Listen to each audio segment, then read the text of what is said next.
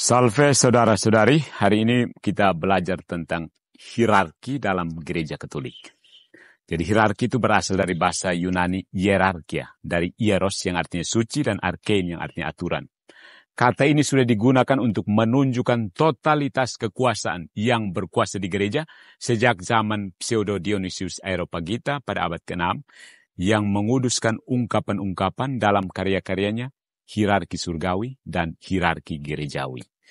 Jadi menurut penulis ini dan dua komentatornya Pachymeres dan Maximus, kata tersebut hierarki ini berkonotasi dengan perawatan dan pengendalian hal-hal suci atau sakral, sacer principatus. Jadi hierarka yang dijelaskan di sini adalah dia yang benar-benar memperhatikan hal-hal suci ini, yang memang mentaati dan memerintahkan, tetapi tidak mematuhi orang-orang yang diperintahkan kepadanya. Akibatnya ada gradasi, tingkatan yang diperlukan di antara hierarki.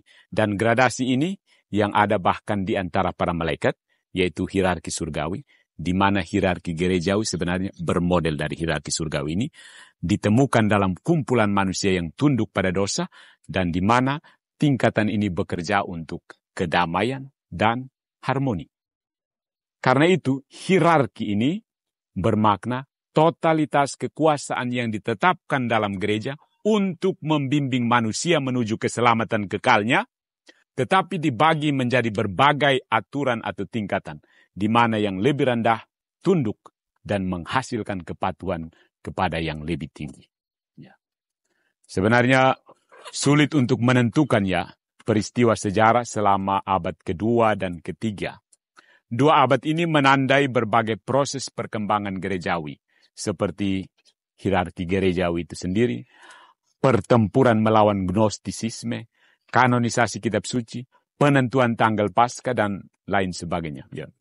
Kesatuan gereja bagi banyak pemikir Kristen awal mensyaratkan orang-orang percaya yang berpusat di sekitar uskup mereka merayakan Ekaristi tunggal, Ekaristi yang satu, dengan paduan para imam dan diaken yang membantunya. Gelar uskup mencakup peran dan gelar lain yang dikukuhkan sebagai pangkat dalam gereja pada abad-abad berikutnya. Ya, seperti uskup metropolitan, uskup ibu kota atau metropolis. Ya, atau Xori Episkopus, seorang uskup yang bertanggung jawab atas sebuah desa. Ya. Pesan Xori Episkopus kemudian menjadi uskup auxiliar yang bekerja sama dengan seorang metropolitan. Uskup agung, seorang uskup yang memiliki lebih dari satu uskup, melapor kepadanya, tugas melapor. Dan patriark itu seorang uskup agung dari tahta mayor, tahta besar, seperti dalam sejarah itu ada Alexandria atau Antioquia. Sementara pangkat presbiter meliputi para imam seperti yang kita kenal sekarang, tetapi juga hieromonks, yaitu seorang imam monastik, imam agung atau arkimandrit, kepala biara besar atau konfederasi biara-biara, dan hegomens, seorang imam senior, biasanya seorang biarawan di masa lalu yang akan diutamakan di antara para imam atau biarawan lain, terutama yang berkaitan dengan administrasi. Sementara itu ada juga gelar diaken, termasuk diakon agung dan protodiakon, yang diutamakan ketika melayani dengan diaken lain. Ya, perkembangan peran ini tentu memakan waktu lebih lama daripada abad kedua dan ketiga. Namun, awal perkembangan tersebut dimulai seperti yang kita lihat dalam tulisan-tulisan dari Santo Ignatius dari Antioquia, yang menulis dalam surat-suratnya, "Kamu harus mengikuti pimpinan uskup, seperti Yesus Kristus mengikuti pimpinan Bapa. Ikutilah presbiter seperti yang Anda lakukan kepada para rasul, hormatilah diaken seperti yang kamu lakukan terhadap perintah Allah. Dimanapun ada uskup, di sana biarlah orang-orang berada. Sama seperti dimanapun Kristus Yesus berada, di situ ada gereja Katolik." Ya. Perbedaan mencolok pertama yang kita lihat di sini adalah bahwa uskup dan imam dibedakan, yang tidak terjadi pada abad pertama ketika kedua gelar itu sering digunakan secara bergantian untuk orang yang sama. Ya. Pada awal abad pertama, uskup dan imam itu masih orang yang sama. Baik, kita lihat sebenarnya hierarki ganda itu. Ada hierarki ganda dalam gereja, yaitu hierarki tabisan dan hierarki yurisdiksi. Sesuai dengan sarana pengudusan ganda, rahmat, yang datang kepada kita, terutama melalui sakramen-sakramen dan perbuatan-perbuatan baik yang merupakan buah rahmat. Hierarki tabisan menjalankan kekuasaannya atas tubuh sejati Kristus dalam Ekaristi. Hierarki yurisdiksi menjalankan kekuasaan atas tubuh mistiknya, yaitu gereja.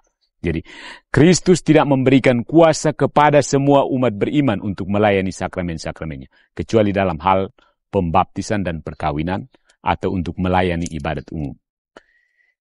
Kuasa ini tersedia hanya bagi mereka yang setelah menerima sakramen tabisan, termasuk dalam hierarki tabisan. Yesus Kristus mempercayakan bimbingan umat beriman di sepanjang tugasnya dan dalam praktik perbuatan baik kepada otoritas religius. Dan untuk tujuan itu, dia mendirikan hierarki yurisdiksi. Selain itu, dia menegakkan gerejanya sebagai masyarakat yang terlihat, eksternal dan sempurna. Maka dia menganugerahkan pada hierarkinya hak untuk membuat undang-undang demi kebaikan masyarakat itu. Untuk tujuan ganda ini juga, pengudusan jiwa dan kebaikan atau kesejahteraan masyarakat religius, hierarki yurisdiksi diberkahi dengan hak-hak berikut. 3 hak dari hierarki. Yang pertama itu hak untuk membingkai dan memberi sanksi hukum yang dianggap berguna atau perlu, yaitu kekuasaan legislatif. Yang kedua, hak untuk menilai bagaimana umat beriman mematuhi hukum-hukum ini, yaitu kekuasaan yudikatif. Yang ketiga, hak untuk menegakkan kepatuhan dan untuk menghukum ketidaktaatan terhadap hukumnya, yaitu kekuatan koersif. Dan yang keempat, hak untuk membuat semua ketentuan yang tepat untuk perayaan ibadat yang tepat, yaitu kekuasaan administratif. Selanjutnya, dengan kekuatan yurisdiksi harus ada terhubung hak untuk menggunakan kekuatan tabisan. Jadi, tindakan kekuasaan atau tabisan memang benar, selalu sah. Ya, kecuali dalam sakramen tobat yang mensyaratkan ada tambahan kekuatan yurisdiksi. Orang harus punya kuasa untuk mengatur. Namun dalam masyarakat yang tertata dengan baik seperti gereja, hak untuk menjalankan kekuasaan tabisan tidak pernah bisa menjadi masalah pilihan pribadi belaka. Untuk pelaksanaan yang sah, gereja memerlukan yurisdiksi atau setidaknya izin bahkan dari karakter yang paling umum. Jadi, dari hierarki tabisan dan dari hierarki yurisdiksi inilah gereja kita berkomunitas, tampil sebagai pembawa terang bagi dunia dengan tugas menguduskan, mewartakan, dan melayani.